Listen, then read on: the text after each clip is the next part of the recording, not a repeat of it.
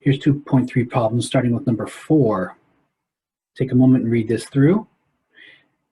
The second step is the slow step, and the first step is the faster step. And this is going to be supplying the products here faster than the second step can take them in. Notice that this O becomes a reactant in the second step, but again, this is being supplied faster than this one can take it, but because by definition, this one's faster because they said so. They're telling us it is. And so there's going to be a buildup of O single here, and this is going to set up an equilibrium. So it's a fast equilibrium, and this is the slow step or the rate determining step. So what's the rate determining step? Step 2. Write the rate reaction for the rate determining step. Well, just for that one step, the coefficients, the numbers in front, do become the exponents on the reactants in the rate law. So it's rate equals K, and both of these had 1 in front, so they're both to the first power, and don't forget the brackets to mean concentration molarity. So what's the overall rate law? Well, the overall rate law is going to be a tiny bit complicated because it's the second step that's the rate determining step. And again, this O single is being supplied by the previous reaction, so it's not something that was supplied by us or by you or by the lab technician or nature. It's supplied by the reaction of the first step. So we're going to have to mathematically substitute it in. This is a fast equilibrium, so what we have then that we know is true is that the equilibrium constant will be equal to the products over reactants to the power of the number in front. All three of these coefficients are 1, so all of these exponents are 1. But what I wanted to substitute for was O single. So I'm going to solve this for O single and get this, and I'm going to put it in place of that O single. Here's it rewritten, except that this O single turned into that because these are equivalent. These are mathematically equal, so I can take this and put it in for O single and get this, and I haven't cheated. Now O3 times itself is O3 squared, O2 on the bottom.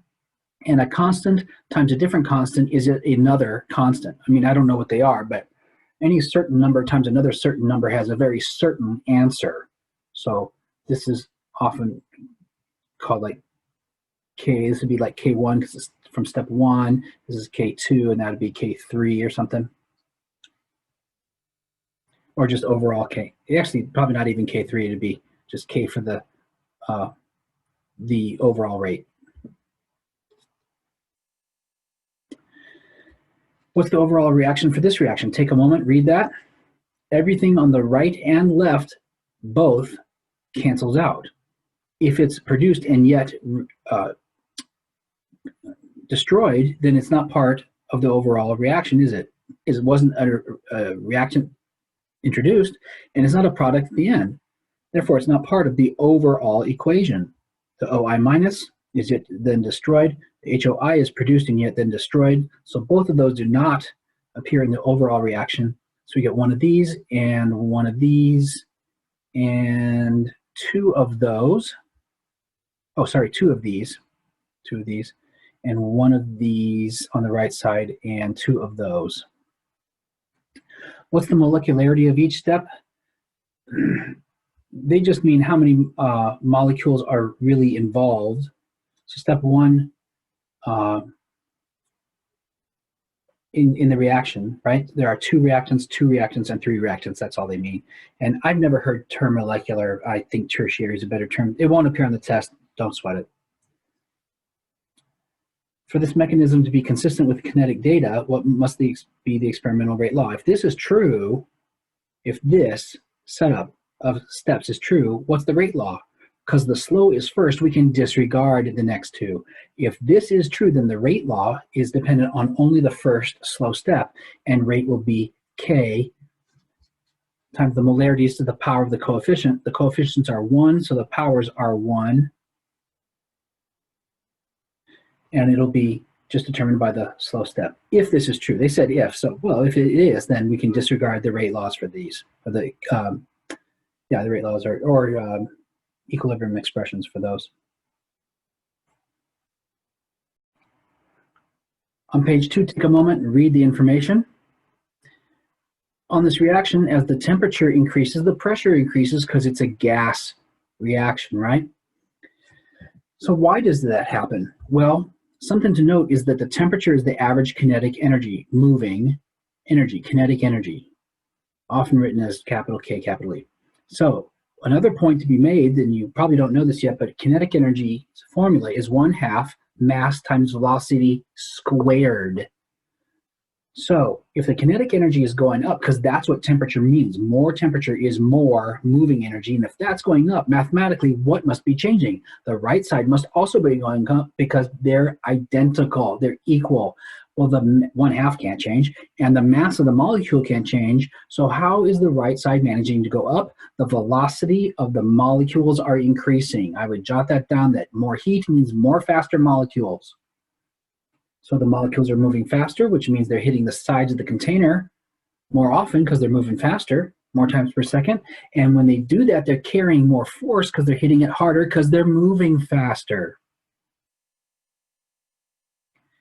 Take a moment, read all this.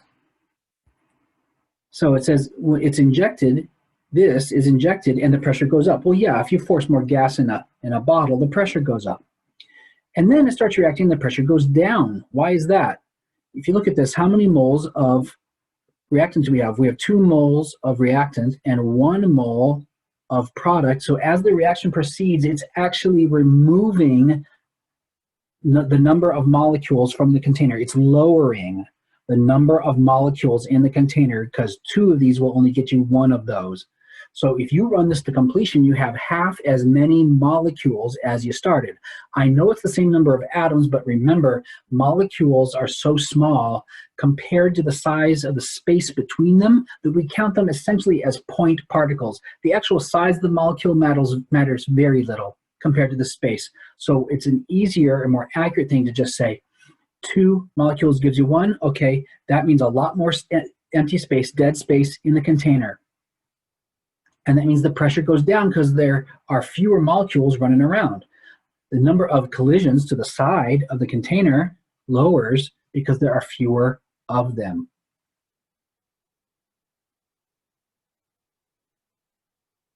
Take a moment and read this.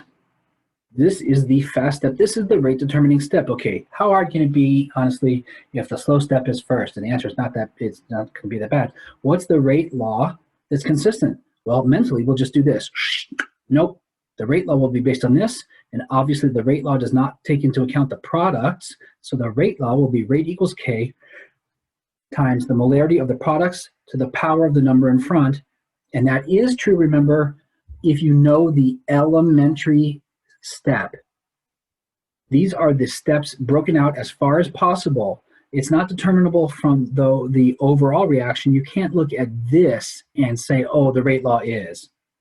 If they give you the steps, you can find the rate law for each step, and if the first one is slow, you can disregard the rest because they won't be determining the rate at all at all.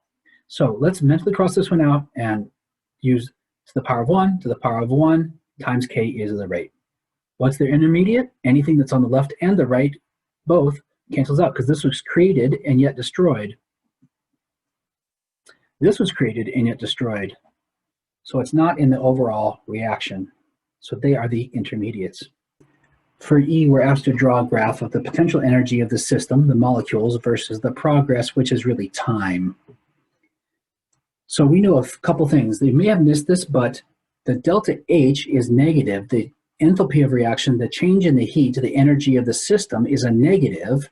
So where we start, pick a point, start somewhere, is going to be higher than the end. The energy has left the system. The potential energy is higher at the beginning than at the end. Energy has left the system. It's gone. It's out. That's a negative for the system. So first of all, you got to start higher, then you end up. Second of all, we know that the first step is the rate determining step, and another term for that is the slow step. And by logic, why is it the slow step? There's a reason, right? And presumably it has more activation energy needed. So there are going to be 2 bumps because it takes 2 steps, and each one needs some energy to get going. So the activation energy of the first one must be higher than the second one because the first one is slow and the second one is faster. Why is it faster? It's easier to get going. Why is that? Because its activation energy is lower than the first one. So they also ask you to label the activation energy of the rate determining step, and that would be the difference between the beginning point of the energy of the system and the top.